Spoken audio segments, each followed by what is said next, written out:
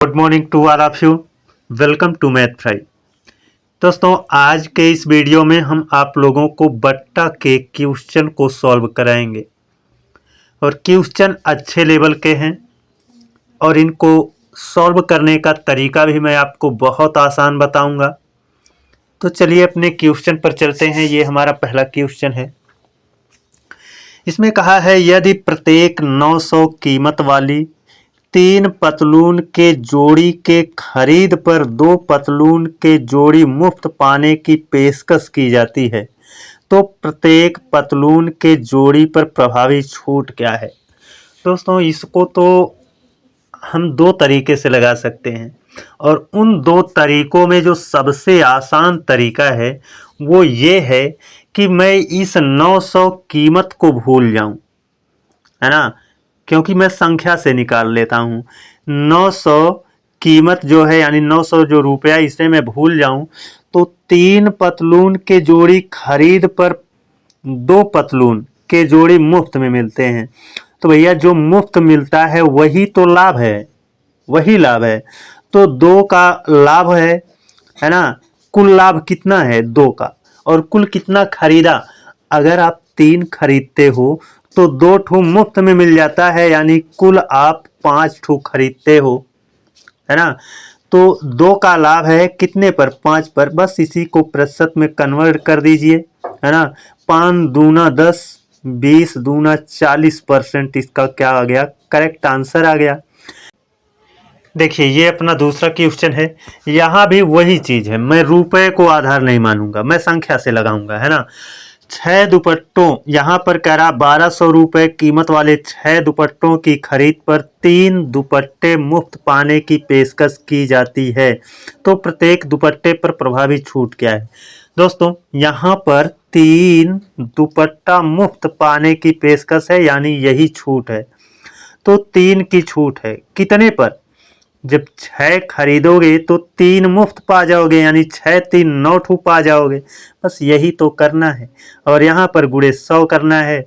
तो देखिए 3 एक अन्नम 3, 3 तिया 9, 100/3 का मतलब है 33 सही 1/3%। बस इसका यही क्या है, आंसर हो गया। 33 सही 1/3 आपका ऑप्शन ए में देखने को मिल रहा है।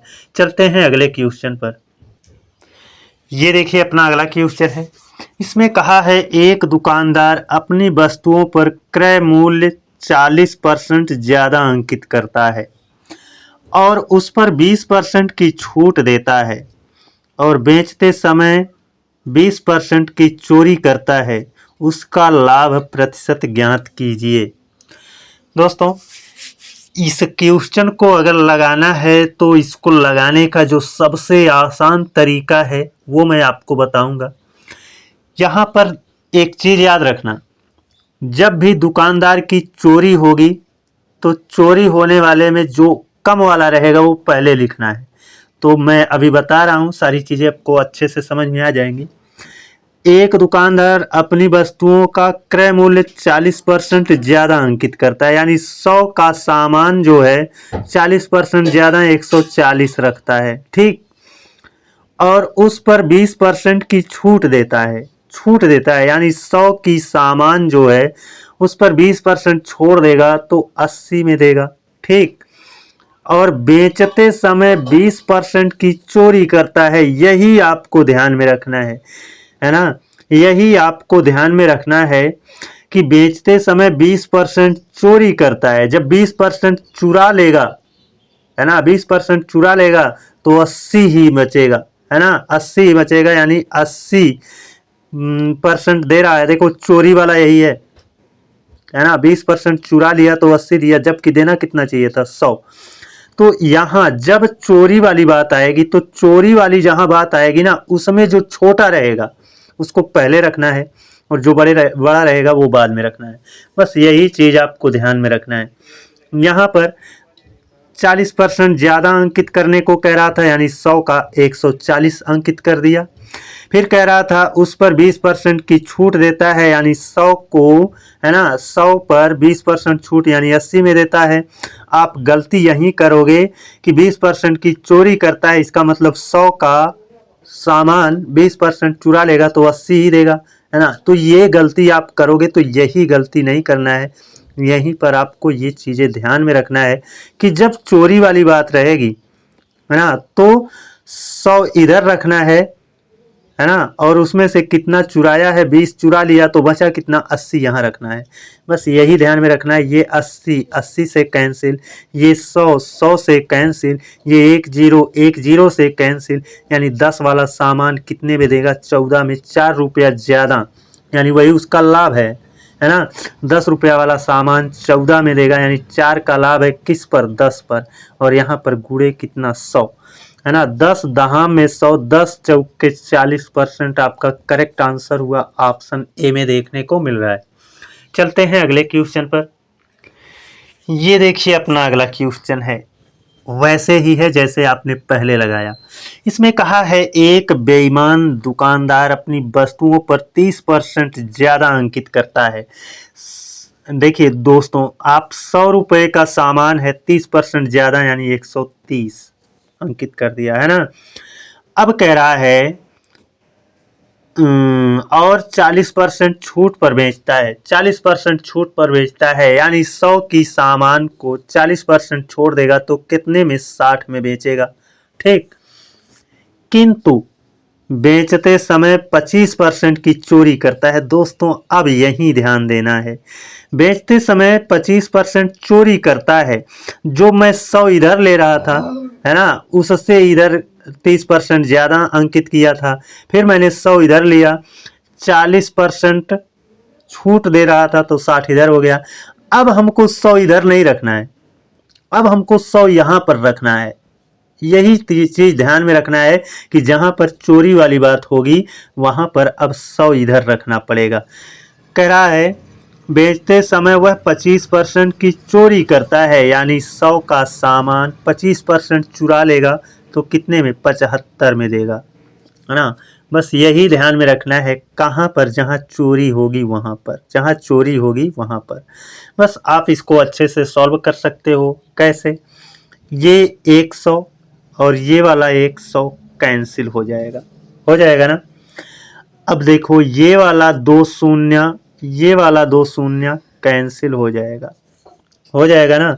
ये इधर बचा कितना, 75, और इधर बचेगा 13 छक 78, कितना, 78, यानी 75 की सामान को 78 रुपया में देगा तो 3 रुपया फायदा लेगा। और फायदा किस पर होता है, क्रय मूल्य पर, वो है कितना, 75। और यहाँ पर गुणे 100 कर दो, परसेंट आ जाएगा ना। 25 तिया 75 और 25 चौके 100, 3 3 से कैंसिल हो गया। ये जो 4 है यही 4% लाभ होगा, तो ऑप्शन ए में देखने को मिल रहा है। तो दुकानदार की चोरी वाले सवाल को आप इसी तरह से लगाओगे, है ना। चलते हैं अगले क्वेश्चन पर।